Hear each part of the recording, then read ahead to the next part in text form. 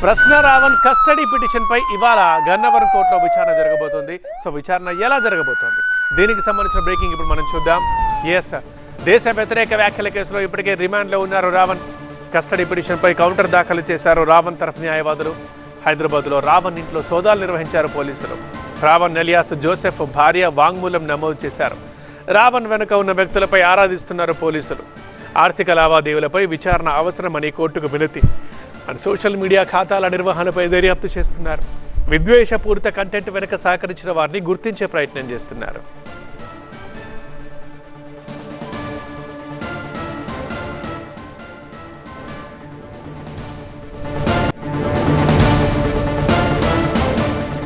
Raavan custody పిటిషన్లో కీలక విషయాలు.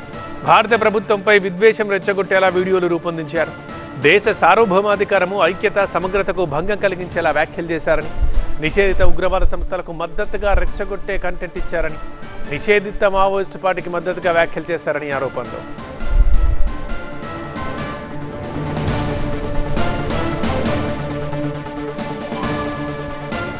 రైట్, ఇక మా కరెస్పాండెంట్ వసంత్ లైవ్లో రెడీగా ఉన్నారు. ఒకసారి మాట్లాడదాం. వసంత్, ఇవాళ కస్టడీకి సంబంధించిన విచారణ ఎలా సాగబోతుంది కోర్టులో? అండ్ జోసెఫ్ తరఫున లాయర్లు ఏమంటున్నారు? సో ప్రధానంగా రావణ్కి సంబంధించినటువంటి వ్యవహారం విచారణకు సంబంధించి చాలా కీలకంగా ఉండబోతోంది. ఎందుకంటే ఇటు కస్టడీ పిటిషన్లో కూడా చాలా కీలకమైనటువంటి అంశాలను గన్నవరం పోలీసులు ప్రస్తావించారు. రావణ్ విద్వేషపూరిత ప్రసంగాలు కావచ్చు, లేదా నిషేధిత ఉగ్ర సంస్థలకే మావోయిస్టులకు సంబంధించి అనుకూలంగా ఆ సంస్థల పట్ల ప్రేరేపించేలాగా వ్యాఖ్యలు చేశారు. రావణ్ వెనుక ఉండి కొంతమంది వ్యక్తులు నడిపిస్తున్నారు. ఉద్దేశపూర్వకంగానే ఈ వ్యాఖ్యలు చేయడం కానీ, దేశ వ్యతిరేక చర్యలకు పాల్పడటం, దేశ సార్వభౌమాధికారాన్ని దెబ్బతీసేలాగా వ్యవహరిస్తున్నారంటూ కస్టడీ పిటిషన్లో పేర్కొన్నారు. అయితే రావణ్ వెనక ఎవరున్నారు, ఇది వ్యవస్థీకృతంగా జరుగుతున్నటువంటి వ్యవహారం కాబట్టి రావణ్కి ఆర్థికంగా సహకరిస్తున్నటువంటి వ్యక్తులు ఎవరు, ముఖ్యంగా ఎవరైతే కంటెంట్ను రావణ్కి ఇస్తున్నారో వారందరికీ సంబంధించినటువంటి వివరాలు తెలియవలసి ఉంది. ఇప్పటివరకు రావణ్ అదుపులో తీసుకున్నటువంటి క్రమంలో రావణ్ ఎక్కడ కూడా వారి వివరాలు కానీ వాటికి సంబంధించినటువంటి అంశాలు కానీ ఎక్కడ చెప్పలేదు. కాబట్టి కస్టడీ కోరుతున్నామంటూ ఇటు గన్నవరం పోలీసులు కస్టడీ పిటిషన్లో పేర్కొన్నారు. అయితే రావణ్కు ఆర్థికంగా సహాయం అందిస్తున్నారు. కొంత సమాచారాన్ని, అంటే కంటెంట్ను సోషల్ మీడియాలో పోస్ట్ చేయడానికి కూడా వెనుకుంటూ కొంతమంది వ్యక్తులు ప్రేరేపిస్తున్నారు, నడిపిస్తున్నారు. వారికి సంబంధించిన వివరాలు తెలియాలన్నా కూడా కస్టడీ అవసరం అంటూ కూడా పేర్కొన్నారు. ఈ నేపథ్యంలో కస్టడీ పిటిషన్ పైన ఇప్పటికే రావణ్ తరపు న్యాయవాదులు గన్నవరం కోర్టులో కౌంటర్ దాఖలు చేశారు. ఈరోజు 11:30 గంటల తర్వాత ఈ కోర్టులో విచారణ జరగబోతోంది. అయితే ఇప్పటికే రావణ్ ఉపా యాక్ట్లో అరెస్ట్ కావడం, అతను రిమాండ్కి అదిగా నెల్లూరు సెంట్రల్ జైల్లో ఉన్నటువంటి నేపథ్యంలో కక్షపూరిత చర్యల్లో భాగంగానే రావణ్ అరెస్ట్ చేశారంటూ కూడా ఇప్పటికే విపక్షాలు దుమ్మెత్తిపోస్తూ ఉన్నాయి. ఈరోజు విజయవాడలో కూడా రౌండ్ టేబుల్ సమావేశం ఏర్పాటు చేశారు.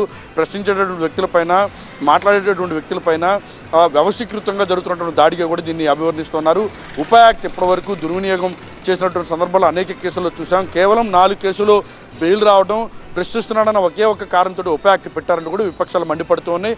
ఈరోజు ఈ కస్టడీ పిటిషన్ కూడా విచారణ జరగబోతున్న నేపథ్యంలో ఇప్పటికే కౌంటర్ దాఖలు చేశారు రావణ్ తరపు న్యాయవాదులు. మరికొచ్చేపట్లోనే గన్నవరం కోర్టుకు వారు చేరుకోబోతున్నారు.